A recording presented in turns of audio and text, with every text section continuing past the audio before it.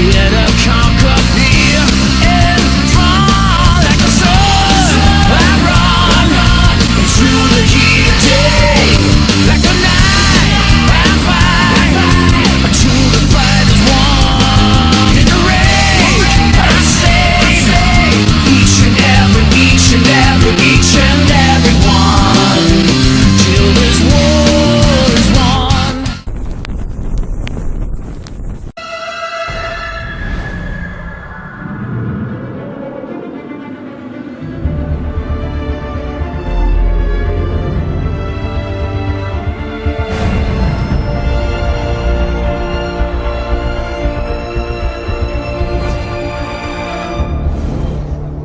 Now, this review of AC Unity is going to technically be a retro review, so we are not going to be discussing the unforgivably broken state that this game was originally released in, just because Ubisoft thought that they could do that. Don't worry though, there is plenty to see in Ubisoft's second most slapdash designed game ever, and just to give us a bit of that classic Nintendo-style nostalgia of this game's launch controversy, I did end up finding a scene that wasn't quite as cleaned up as Ubisoft wanted it to be. The thing that made the Unity controversy more galling was that this was Ubisoft's French Revolution game, which provided tons of potential for Ubisoft's developers to shake up the usual black and white good and bad conflict with the destructive uprising of the poorer classes. But Ubisoft is the king of tell don't show, and so we got this perplexing game that isn't a game about the French Revolution, but rather is just a game taking place during the revolution. Mostly, Unity is an idiotic revenge quest to avenge the protagonist's barely introduced father figure. Considering how murdery Arno got about his adopted dad's death, I wouldn't like to know about his younger years after his actual dad was killed. You know, the one he doesn't give a shit about and doesn't even bother remembering. It's almost like his adopted dad was killed by a Templar, and that's the only reason this happens. Oh wait! After that, Arno accidents himself into such a forced and contrived scenario to join the assassins that even Kojima would tell Ubisoft to take a second crack at the drawing board. Arno gets arrested on quote-unquote false charges and gets put in the Bastille for holding, and who happens to be in there besides the shit out of his luck master assassin Bellic, who agrees to mentor the dork while he's in prison, and thankfully for this game's plot, one of the Revolution's historical riots just happens to occur right outside the Bastille, providing the pair a much-needed escape distraction. This wasn't the best of first impressions from Unity, but I gave up on the game after one of the worst introductions in video game history. Even though the game is technically functional, you can still clearly see how little Ubisoft gave about putting this game together during the actual design phase. What Ubisoft tried to do with Arno Dorian was basically to get Ezio 2.0. But they failed so hard at that. Not only did they not get Ezio Auditore in France, but they also made one of the worst protagonists of all time. The big takeaway I got from Ubisoft's intro was that Arno Dorian is an asshole and an idiot. Ezio was able to get away with being a jerk in AC2's intro was because they balanced that with scenes of Ezio caring about his family and latest girlfriend and or sex friend. Arno's introduced in the game by him losing his precious heirloom in a game of cards, and fleeing the house of the guy who beat him because he was stealing it back. He then runs home and has his father figure get the constable off his back, only to go back and enlighten Arno that this was the 6th time that this had happened. So Arno is a man so terrible at poker that he's lost this stupid pocket watch several times, and he's such a petty thief and a sore loser that he robs the people who rightfully beat him at cards. Then he has his dad go out of his way to excuse Arno out of jail and then doesn't even thank him for doing so. Hell, he goes out of his way to be a dickhead to Daddy's head butler, who again correctly tells him off for being a jerk and a douchebag. This isn't even the only time this happens. Later, he's told about a nice party that his love interest went to, and so just because she was invited to this party and nothing else, Arno believes he's entitled to attend as well, and quickly gets tossed out by the palace guards, and then straight up breaks and enters in the 3rd floor window and attends the party, and probably eats half the hors d'oeuvres. Of course, Elise thinks this is all adorable and immediately throws herself in Arno's arms. That lasts an entire minute before Elise has to play mommy for Arno and attempt to explain away his trespass to more random guards. And then he leaves the party just in time to not save Daddy Dearest from Templar assassins just to round out Arno's incompetence. The funny thing is that it still doesn't stop there. The time where Arno robbed a local winery to continue his downward spiral of alcoholism after he was expelled from the Brotherhood springs to mind. Of course, Arno, in spite of going on a week-long bender, simply expects the world to provide him with someone who will kick him back on his feet because he's entitled to success, even though he's a moronic bitch boy. It's fitting for this game since after Arno gets through all the cutscenes and attempts at story, we finally get into the sandbox, and you want to know the very first thing I wanted to do with my newfound freedom? Tick off one of the game's 100 treasure chests that was just around the corner. You want to know how many times it took for me to get to that level 1 generic treasure chest? 12. A goddamn baker's dozen attempts before I finally got the measly 100 bones. That happens because the treasure chest was guarded by 3 random people on the street, and they were able to break Arno into pieces multiple times. This is because the combat of Unity is as broken as a printer with a poleaxe jammed through the middle of it, and all it does is print the letters B, R, K, and N to infinity and beyond. I don't give a damn if this is the more realistic approach, because all those other video games were just being stupid, with their bad guys only attacking the player one at a time, and all those other assassins shouldn't have been able to beat the Templars, since all their minions had to do was attack more than once, and that was that. Well, you wanna know what else those games were besides unrealistic? They were fun! If you sacrifice the gameplay on the altar of realism, then you fly in the face of what it actually means to be a video game. The protagonist always has to be succeeding because that's how a game works. A recent example of this was in the game A Way Out, which is about a couple prison escapees. In that game, the police have to be as incompetent as possible because the player constantly needs to give the protagonist ways out of problems. And no matter how you slice it, no matter how much you try to justify all this nonsense, this bullshit system, where you keep getting killed from off-screen attacks because the camera zooms as close to Arno as possible, isn't going to work. And that's not even addressing the more basic problem. When you counter an enemy and start readying the kill blows because the animations take so long to cycle through, by the time you're ready with a follow-up, the other enemies will be setting up their attack and you'll have to counter that, and by the time you have a window to attack the other guy, the first guy will be up for another attack, and this goes in a never-ending cycle until, in frustration, you start lashing out at one guard, and then after half a combo from the other enemies, Arno will be dead on the ground and boot you back to the checkpoint.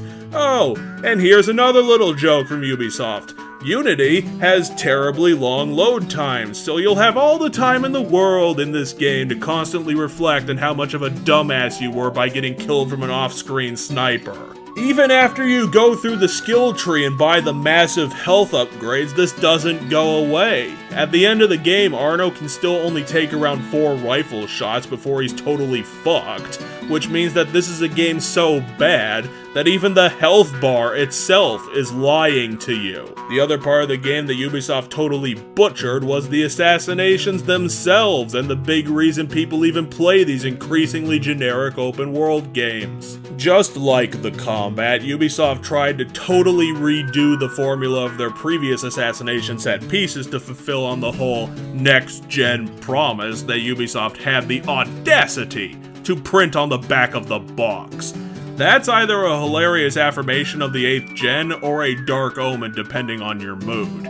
Unlike every other Creed game ever, where you distract the guards for a minute and then run up to the target and press the kill asshole button, in Unity, they basically just wanted to rip off Hitman and added some optional opportunity objectives that make the assassination easier, And in this game, what that really means is you'll do them or die trying. The Creed franchise has never, ever had good stealth, but even with that comparison, Unity takes the frickin' biscuit. If you step out of cover and the guards see Arno's leg, the nearby group of 4 guards will tweak that something's wrong, along with the 3 guards next to them, and the sniper on the roof, the 1 guard next to the sniper, and then the group of 3 other guards that are underneath the sniper, all at the same time because all of the guards in the game are hooked up to one hive mind trained to murder the douchiest assassin of all time. The stealth in this game is total bullshit, since there is no margin for any error, and even with all the optional objectives ticked, some of these assassinations are designed to be impossible between everyone's superpowered paranoia and Arno's inability to take any damage whatsoever. Even when you want to be clever and start throwing some of your assassin tools into the mix, and be the intellectual assassin, the game is so badly made that half of your assassin tools will just not work, and you'll earn another 30 seconds with the loading screen for your trouble. Most of the assassin targets in this game are surrounded by guards, and by the end of the mission, you'll basically just be running up to the target and pressing the assassination button over and over and over again until they fall over, because being stealthy is useless in this game. But stick with the game through its terribleness, and you'll get to enjoy Arno Dorian gaming for the Brotherhood's biggest fuck-up award. After Arno Dick firsted his way into becoming an assassin trained by a master, he begins going on campaigns from the Brotherhood to attempt a stabilization of France while it's tearing itself apart. But instead of that, Arno is more interested in tracking down the uber-villain who orchestrated his adopted dad's murder.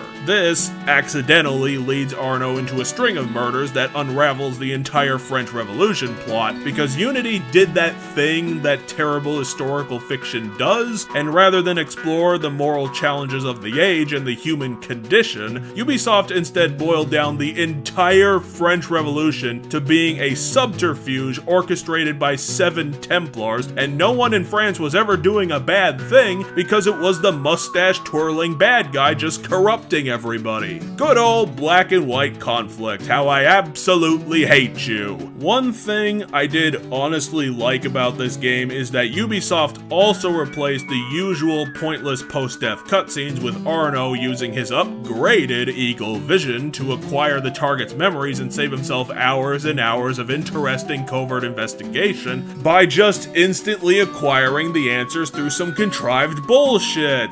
Again, I do actually like this change because the post-death target scenes were truly pointless nonsense, and this makes things actually more lively. So after a bunch of seemingly unconnected murders, Arno is going nowhere fast in his idiotic revenge mission.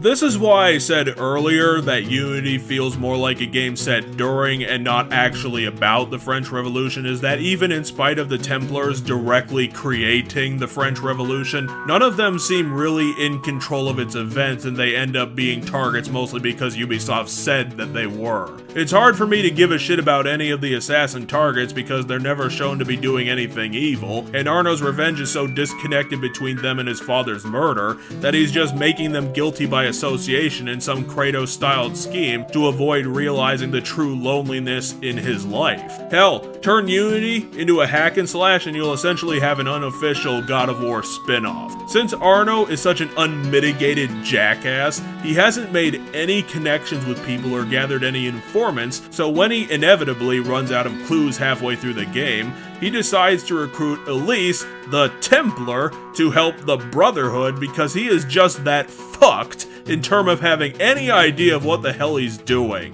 For being in such a broken mess of a game, Elise is actually a pretty decent co-op partner type NPC thing, since they're stuck together for the second half of the game. Elise's truce with the assassins quickly goes south as not a day later, the Grand Master of the French Brotherhood gets murdered in mysterious circumstances. Apparently, Ubisoft literally is running out of ideas and is just throwing in random murders to spice things up. I do love that in the mission required murder investigation that you can actually accuse Elise of doing the murder. Seems like the kind of thing Corporal Doofus would do if he was given a fortune cookie that said, "Someone close to you done that there murder." To be fair, again, out of everything Unity tried to do, the murder investigations was the best thing. They are your typical interact with the interact things until the mystery is solved set pieces, but the murders are at least written out in ridiculous fashion and give some much needed levity to a game chock full of constant boredom. Once you get right down to it, it turned out that Master Bellic killed the Grand Master because of a disagreement about the non-violence pact between the Assassins and Templars, and so Arno was forced to kill his master in a generic sword fight and QTE-laden mess of forgettable trite. Furthermore, throughout this game, Arno has been getting warned about his off-the-book dealings and how he keeps killing people that are not on the Brotherhood's death note, and his constant envelope pushing starts getting to a point. That point being very late in the game, where after like the 8th assassination of the game, the new Assassin Council votes Arno off the bench and actually expels him from the Brotherhood, which triggers the downward spiral we saw earlier. Honestly, everything in the game after the Bellic assassination was not even worth talking about. The plot here can be boiled down to Arno does a bunch of stuff. There's no logical reason for him to be doing it, but he's just doing it anyway, because it's there. For whatever reason, Elise is still committed to the cause and Arno, so she kicks him awake and gets him back in his killing robes for more big scores. One being Robespierre, the big name from the French Revolution playbook. Well, this is Assassin's Creed Unity, which means, yes, they even managed to fuck up the most important set piece they had, and it's because out of everyone in this game, Robespierre, the Reign of Terror guy, is not an assassination target. Instead, the game wastes tons of your time in bullshit hard stealth sections and challenges to sabotage his public image and then sneak into his safe house and have Elise shoot him in the face. To Assassin's Creed Unity, Guillotine Them All Robespierre is basically a Resident Evil diary that says he's in the temple, in it in neon-colored finger paint. After a bit more fucking around, Arno and Elise get to the precursor site and have to defeat the villain guy wielding the mighty powers of the Sword of Eden. You want to know how Arno defeats the Sword of Eden? He defeats it.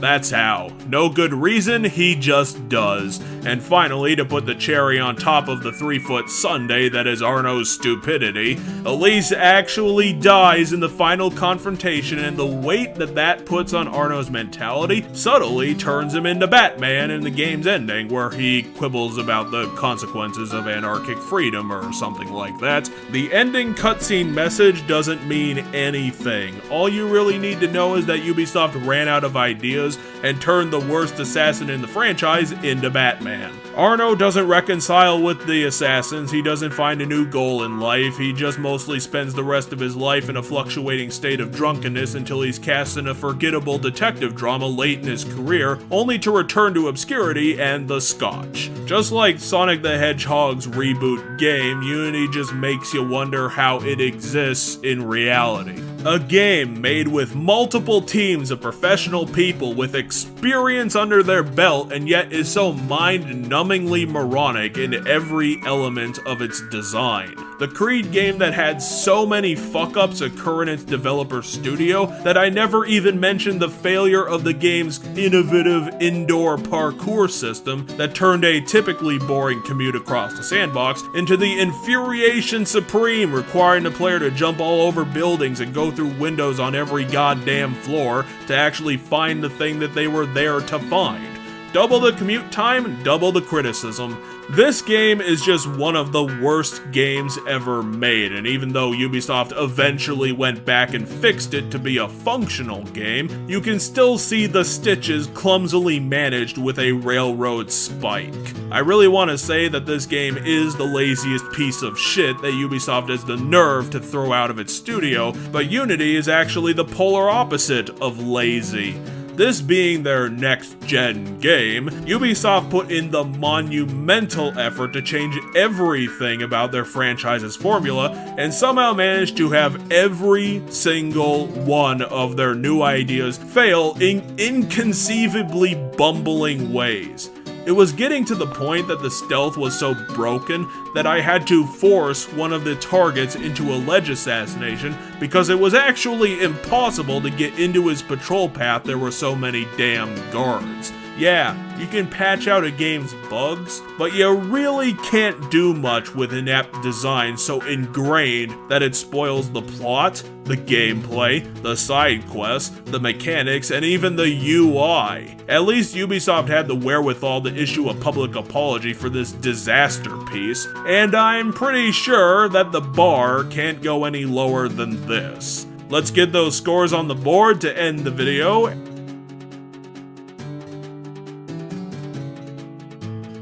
And I'll make sure to leave you guys with a victory for gamers. Thanks for watching this look into the bowels of hell.